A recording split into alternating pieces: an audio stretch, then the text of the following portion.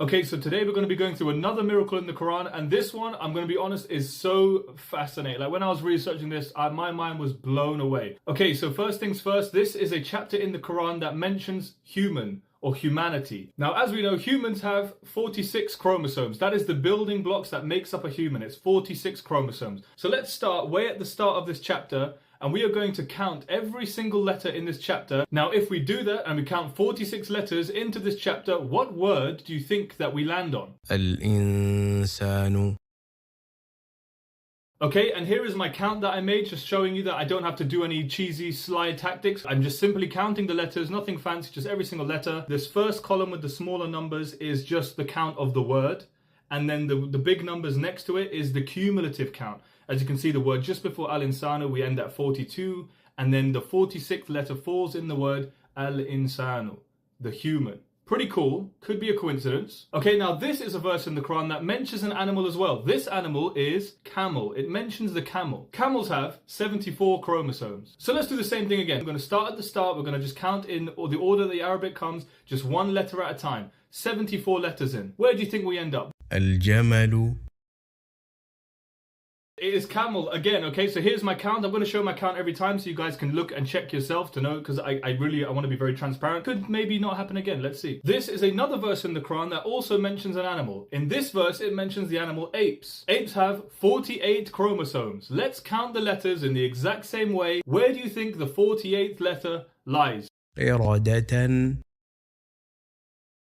48th letter, again, it ends in the word for ape, okay? As you can see, here's my count. This is my evidence. Check if I'm cheating. I'm not cheating. Okay, and we're back again. Okay, here is another verse in the Quran, and this one also mentions an animal. This animal, in this case, is horses. Horses have 64 chromosomes. Let's again count 64 letters into this verse. I wonder what word we're going to end up on. والخيل.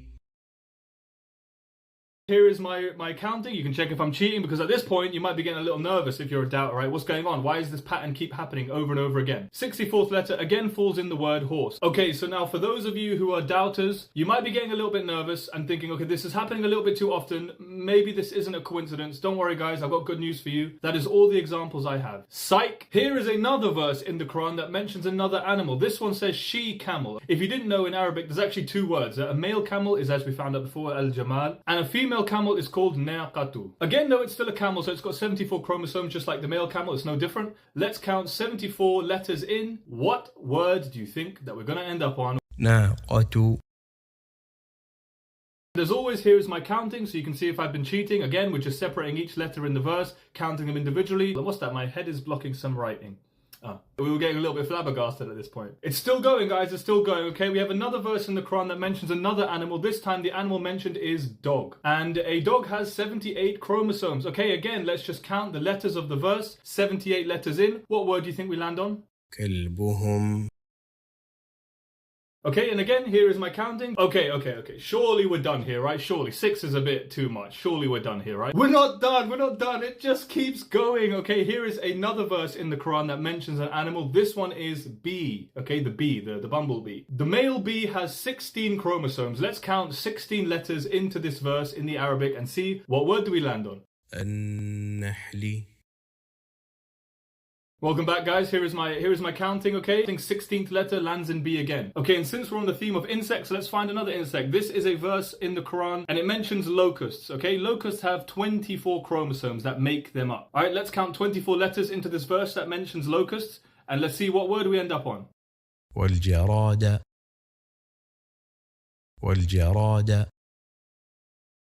It just keeps happening over and over again. As you notice, there are some other animals being mentioned, like frogs. And as to prove my sincerity, there were other places where I could have proven this as well. For example, spider also had that pattern. Ant also had that pattern. Frogs also had that pattern. However, I didn't choose to include them in the video because I thought it'd be disingenuous. Why? Because those animals I mentioned, spiders, frogs, ants, they have varying chromosome numbers. These are all fixed number of chromosomes in verses that mention an animal. And so often when we count the letters into the verse that mentions the animal, we are in the word that is that animal. And many of these times, the animal's only being mentioned once in the verse. Okay? And these verses have loads of letters in. Some of them are hundreds and hundreds of letters in. And it's still happening. I also ran a statistical analysis on it. Unfortunately for you doubters, I used to do statistical maths back in the day. So I ran a little bit of binomial distributions to see if this really is coincidence or was it intent. Okay, so very quickly to go through that maths, it yielded a p-value of almost 0.001. What that means is the statistical probability of this occurring this many times in the Quran is so unlikely that it's more likely that we should reject what we call the null hypothesis, and that means that it is a higher chance than what we expect it to be. What that means is that it can't really be random and it implies intent. And remember, the Quran was only written one time. We don't have 1,000 Qurans and we didn't pick our favorite Quran out of the 1,000. We just had on the first time we got this miracle happening. How can this be?